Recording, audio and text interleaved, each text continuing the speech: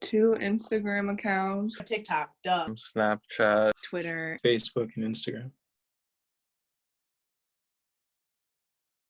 17, 16. I think I was 12. 13 maybe? I was 12. I was 13 when my mom finally let me get a Facebook. To the point where I deleted it for a period of time because I couldn't get off of it.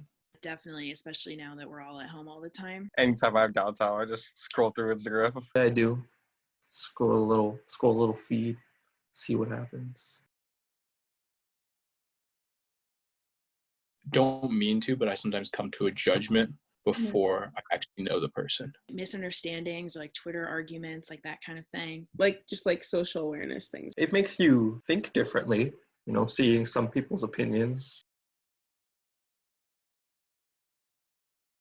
No, they're a dime a dozen. And if you reach out to a company, if you have a certain amount of followers, regardless of those followers, you can get that. The sponsorships by celebrities and stuff, that doesn't really affect if I'm going to buy something or not. Like if you are a woman, you have been asked several times to endorse some sort of hair product or something on the internet. So that definitely takes it away a little bit for me, like the meaning of a sponsorship. No, not at all. I don't buy any of that stuff at all. Yes and no. I definitely follow a lot of influencers. Literally every single one of them has a brand deal, basically. Yes, I like this person's content, but at the same time, like I'm not just going to trust their word because at the end of the day, they're the ones that benefits from it no matter what. I don't know. I don't think I would necessarily just go for something random that they endorsed. I think I probably walk away from it feeling the same. I don't really follow a lot of like the influencers or like the Instagram famous or Twitter famous people or whatever. Like I mostly just follow my friends. So I guess it's probably like a lot different than what a lot of other people's social medias look like. I think if I'm in a bad mood, it could make me feel worse. But if I'm like fine, then it doesn't really like have an effect on me.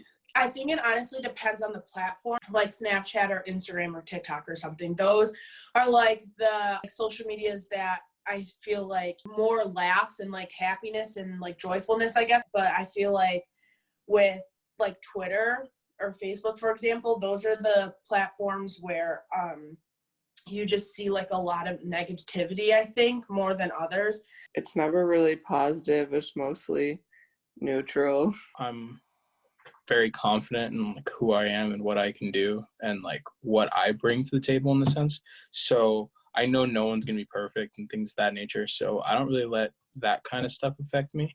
But there are times when you look at it and you like see people you used to know and you're like, wow, they got in like really good shape. And you're not sure if it's edited or if it's real, but regardless, you're like, damn.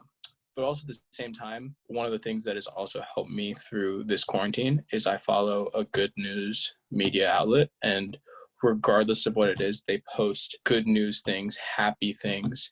More common that you're feeling a little more negative. You don't really see yourself walking away positive. People look to like social media and like other forms of content as what they want to be. Like it's definitely not going to make you be like, oh, I am who I want to be at this moment.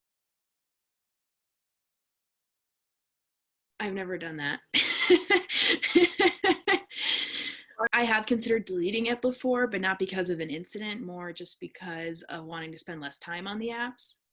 I don't know. I don't think I deleted Snapchat. I think I just like muted everything on it because I didn't want to talk to like a couple people.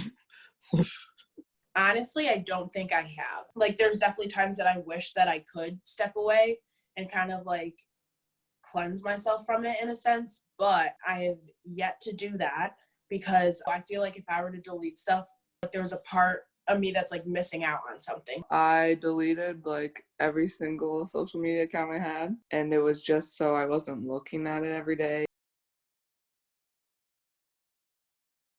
Since I was a camp counselor for 14-year-olds, all I ever heard about was how much like they wanted to get more followers or how they wanted to like look, how they wanted their like Instagrams to look a certain way. So I think it makes a lot of people want to like portray their life to be like perfect, or like they just want other people to be jealous of what they have. So I think, especially for younger people, it just depends like person to person, like if you kind of fall into that or not. Even just like how many likes you get or something, or like how many comments could like affect a kid's like confidence, definitely. Or like if someone comments something mean, or if they comment something positive, like that could have a either a negative or a positive effect on you.